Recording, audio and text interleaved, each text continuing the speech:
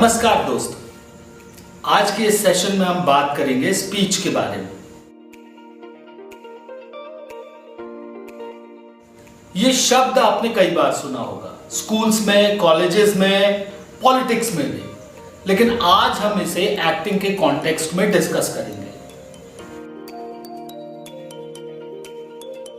देखिए, स्पीच का मतलब अक्सर बोलने से लिया जाता है, लेकिन बातचीत और संवाद यानी डायलॉग्स में फर्क होता है। दोनों के पर्पस बिल्कुल अलग अलग होते हैं। उदाहरण के लिए, अगर आप एक ट्रेन में सफर कर रहे हैं, वहां आप अपने को पैसेंजर से बातचीत कर रहे हैं, उसका पर्पस बिल्कुल अलग है। दूसरी तरफ जहां आप अभिनय करते हुए संवाद बोल रहे हैं, सिनेमा में, सीरियल्स में या मंच पर, वहां उस संवाद का पर्पस बिल्कुल अलग होता है।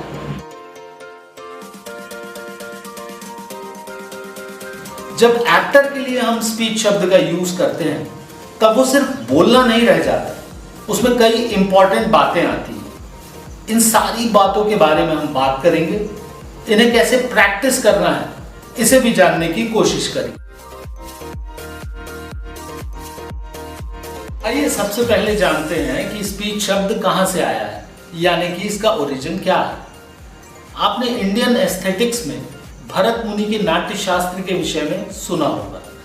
भरत मुनि ने अपने नाट्य शास्त्र में अभिनय के 4 अंग कहे हैं, यानी कि एक्टिंग के 4 पार्ट बताए हैं।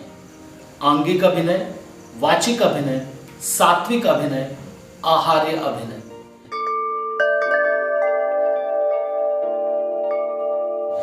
इसमें से जो वाचिक अभिनय है, उसे ही स्पीच कहते हैं। आप इस वाचिक अभिनय को ही स्पीच का ओरिजिन मान सकते हैं। अपनी एक्टिंग जर्नी को शुरू करने से पहले आपको 2 शब्दों को भली भांति समझ लेना चाहिए। पहला है पात्रता, यानी कि एलिजिबिलिटी, और दूसरा शब्द है योग्यता, यानी कि कॉम्पिटेंसी। पात्रता को समझने के लिए आप आसान भाषा में उसे लुक टेस्ट भी कह सकते हैं।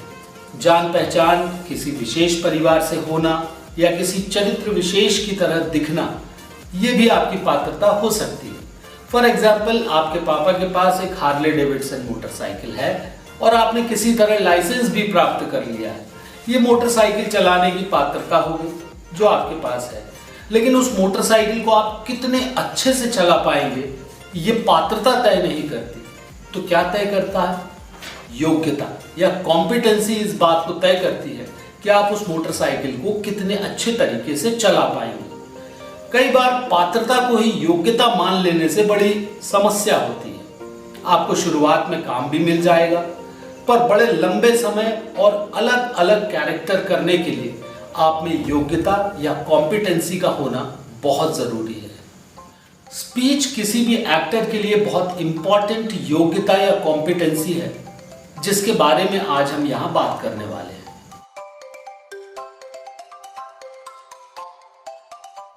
एक्टर्स, ह्यूमंस या मैनकाइंड के पास अपने आइडियाज या इमोशंस को एक्सप्रेस करने के लिए 2 तरह के सिग्नल सिस्टम होते हैं। जब आप अपने जेस्चर, पोस्चर, फिजिकल एक्टिविटी से अपने आइडियाज को कहते हैं, इमोशंस को कहते हैं, तो वो प्राइमरी सिग्नल सिस्टम कहलाता है। बाद में लाइफ थोड़ी कॉम्प्लेक्स हुई तो हमें भाषा की जरूरत पड़ी और इसे ही सेकेंडरी सिग्नल सिस्टम कहते हैं। और इसी सेकेंडरी सिग्नल सिस्टम के लिए पॉपुलर शब्द है स्पीच, जिसके बारे में आज हम यहां बात करने वाले हैं। स्पीच को अच्छे से समझने के लिए हमने इसे 8 पॉइंट्स में डिवाइड किया है। First, understanding of text. Second, unit division and pauses. Number 3, keywords. Number 4, speed and pitch. Number 5, creating silence through sound. Number 6, subtext and tone. Number 7, diction, language and pronunciation. और 8वां point बहुत ही important है, जिसे इन 7 points को समझ लेने के बाद ही समझना बेहतर है, इसलिए उसे मैं आपको लास्ट में बताऊंगा।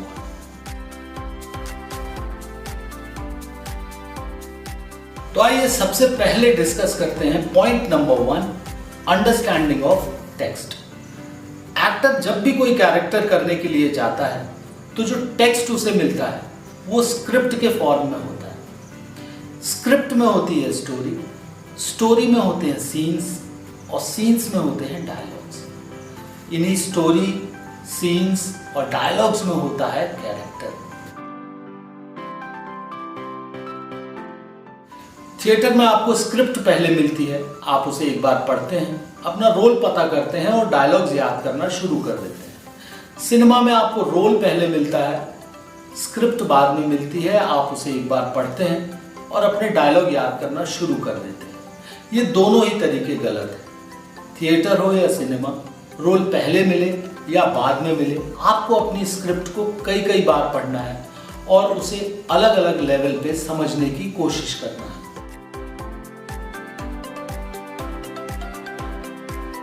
याद रखिए, हर स्क्रिप्ट का अपना एक एम या पर्पस होता है। सबसे पहले आपको स्टोरी के एम को समझना है। फिर मान लीजिए स्टोरी में 8 सीन है, आपको हर सीन के एम को समझना है और फिर जिस सीन में आपके डायलॉग्स हैं, आपको उन डायलॉग्स के एम या पर्पस को समझना है। किसी भी स्टोरी के एम को समझना आसान होता है क्योंकि वो एक बड़ा एम होता है। डायरेक्टर भी उसे आपको समझाता है, राइटर भी उसे लिखता है और उसे खोजना आसान होता है। मुश्किल होता है सीन्स और डायलॉग्स के एम को खोजना, क्योंकि उसमें कई छोटे छोटे एम होते हैं जिनसे आप उस बड़े एम तक पहुंचते हैं। सीन का एम आपको पता चलेगा डायलॉग से, और डायलॉग का एम आपको पता चलेगा इस बात को समझने से कि डायलॉग वहां पैदा कैसे हुआ है। डायलॉग्स पैदा होते हैं किसी भी कैरेक्टर के इमोशंस के प्राइमरी सिग्नल सिस्टम से।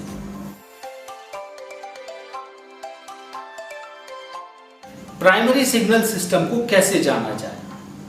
या तो राइटर इसे लिख देता है या डायरेक्टर इसे बता देता है, पर एक अच्छा एक्टर इसे खुद भी बना लेता है, छिपे हुए को खोज लेता है और बचे हुए को इमेजिन कर लेता है। ठीक उसी तरह जैसे राइटर ने इसे लिखा है या डायरेक्टर ने इसे सोचा है। ये इसीलिए भी जरूरी है क्योंकि यहीं से आपको अपने डायलॉग का पहला सुर, सही सुर मिलता है।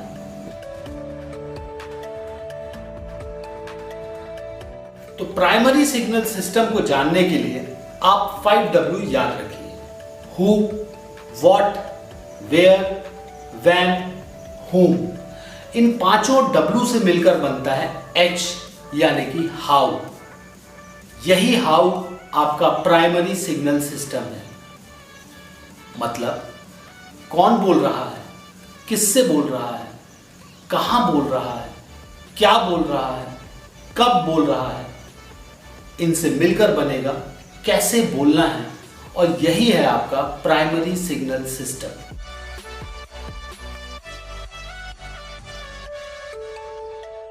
आपको बिल्कुल भी परेशान नहीं होना है क्योंकि ये 5W स्क्रिप्ट में गिवन है, दिए हुए हैं, डायरेक्ट या इनडायरेक्ट। आपको केवल उन्हें खोजना है और इसी के लिए स्क्रिप्ट को आपको बार बार पढ़ना है।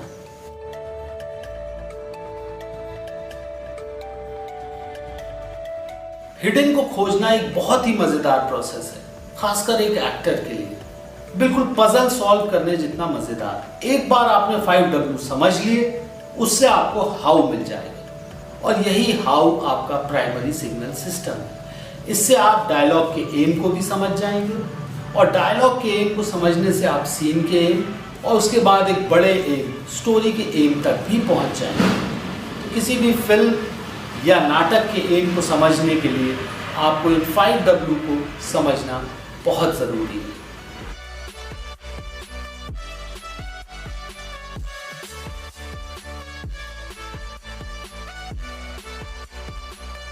इस प्रोसेस को समझना किसी भी एक्टर के लिए बहुत ही इंपॉर्टेंट है। अब इसे करना कैसे है उसे हम एक एग्जाम्पल से समझेंगे।